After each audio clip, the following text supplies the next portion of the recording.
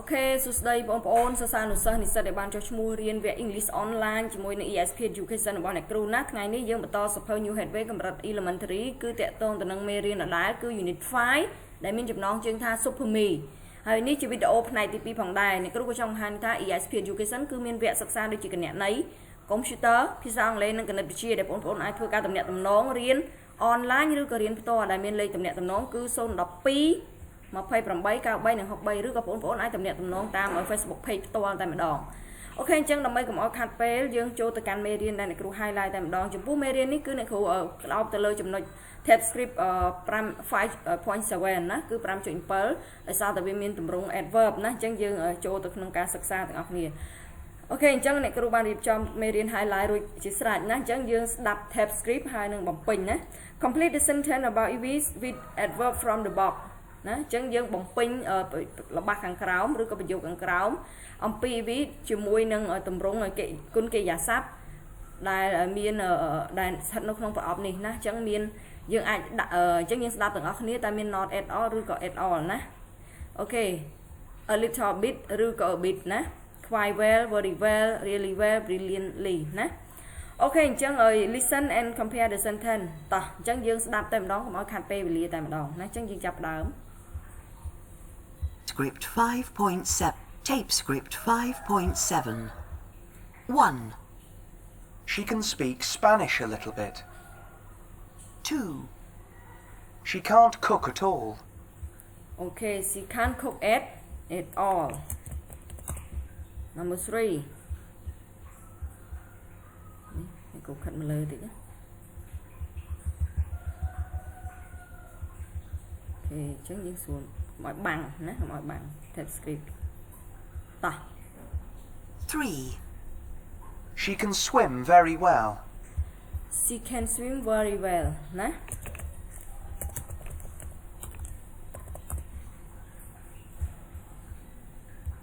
4.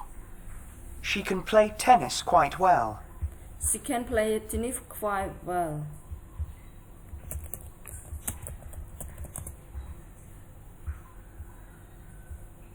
5. She can ski really well. She can ski really well.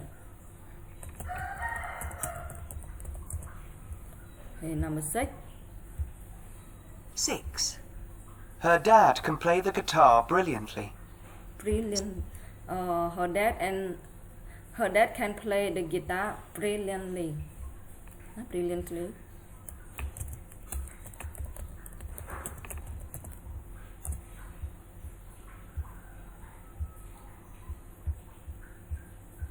Something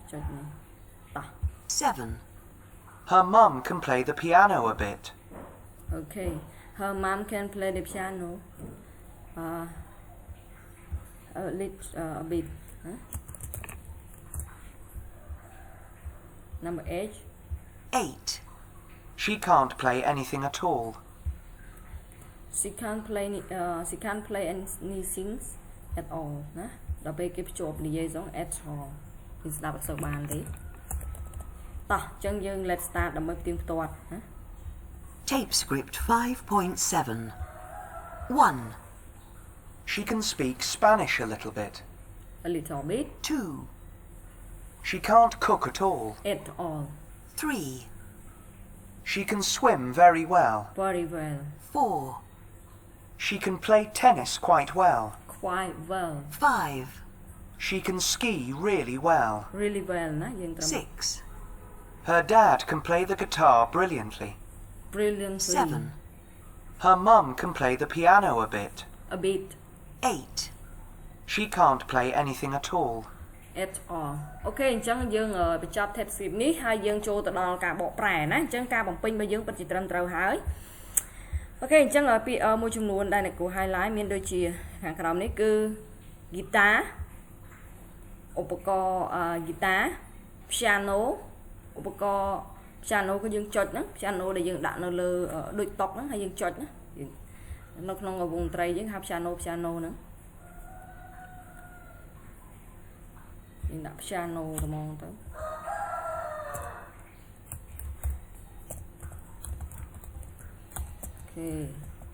ណា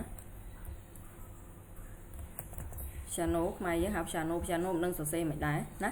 swim ហែលទឹកណា tennis កីឡាវាយ tennis ណា anything អ្វីមួយណាអ្វីមួយតែយើងប្រើនៅក្នុងទម្រង់ negative នេះដូចគេណាំ A she can't play anything ណាអញ្ចឹងបើវាជាប្រយោគសព she can play something វិញណាអូខេអញ្ចឹង something ហើយនឹង anything ស្មើគ្នាប៉ុន្តែមួយប្រើក្នុងទម្រង់ negative មួយទៀតប្រើក្នុងទម្រង់ positive ណាអូខេចំពោះមេរៀនដែលអ្នកគ្រូ highlight ហេតុអីបានអ្នកគ្រូ highlight adverb ណាអ្នកគ្រូបានប្រាប់ adverb នេះដោយសារតែ adverb នេះវាមានការប្រើប្រាស់ល្អណាស់អញ្ចឹងអ្នកគ្រូចង់ highlight ណែនាំយើងការពិតមេរៀនហ្នឹងគឺនៅក្នុងកម្រិតខ្ពស់មែនទែនណាអញ្ចឹងអ្នកគ្រូបង្ហាញយើងតិចតួចទៅបន្ថែមឲ្យយើងបានស្វែងយល់ណាអញ្ចឹងគេហៅថា adverb ណា adverb ហ្នឹងគេហៅថាគុណកិរិយាសព្ទអ្នកសភៅខ្លះគេថាកិរិយាសព្ទពិសេសណាប៉ុន្តែអ្នកគ្រូហៅគុណកិរិយាសព្ទទៅអញ្ចឹង adverb នៅក្នុងភាសាអង់គ្លេសគឺមានការវាប្រើដើម្បីបញ្ជាក់ឲ្យរឿង3ណាទី1គឺវាបញ្ជាក់ន័យឲ្យកិរិយាសព្ទ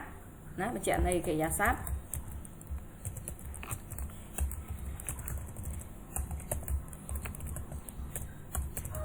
បញ្ជាក់ន័យ verb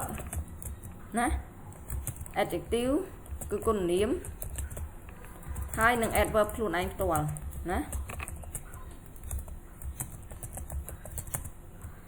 អញ្ចឹងខាងក្រោមនេះគឺជាឧទាហរណ៍ដែលល្អមែនទែនដែលគ្រូបានបង្ហើបទី1គឺ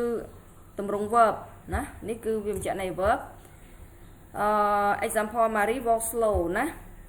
walk slowly អញ្ចឹង Mary គឺដើរយឺតអញ្ចឹង slowly ហ្នឹងគឺជា adverb ចាអញ្ចឹង slowly បញ្ជាក់ន័យឲ្យដើរណាដើរមិនដែរដើរញាប់ណា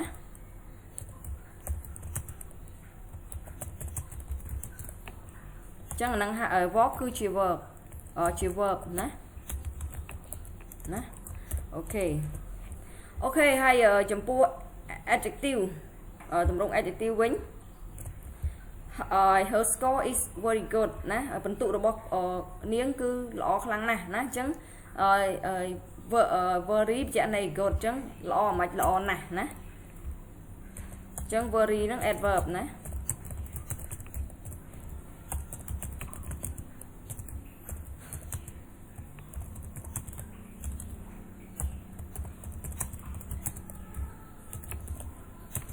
អូខេចឹងអ្នកគ្រូ highlight កន្លែង adverb តិចទៅណានេះ adverb underscore មួយណាអូខេហើយដល់ពេល adverb ខ្លួនឯងJohn speak ណា John speak Chinese very fluently ណាអញ្ចឹងនៅក្នុងនេះមានការបញ្ជាក់3ណានេះអ្នកគ្រូ highlight មួយទៅអញ្ចឹងកន្លែងនេះfluently បញ្ជាក់3បញ្ជាក់2ណា fluently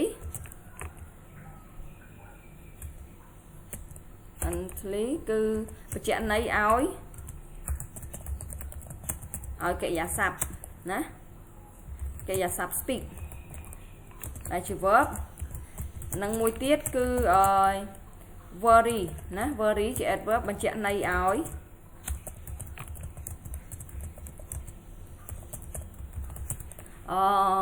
fluently ជំនាញមិនគឺជំនាញណាស់ណានេះ fluently គឺ adverb ចឹងនេះគឺជាទម្រង់មេរៀនដែលសំខាន់ដែលអ្នកគ្រូបានបង្ហើបយើងហើយអ្នកគ្រូសង្ឃឹមថាបងប្អូនតាមតនៅក្នុងចំណុចនេះណាអូខេនេះ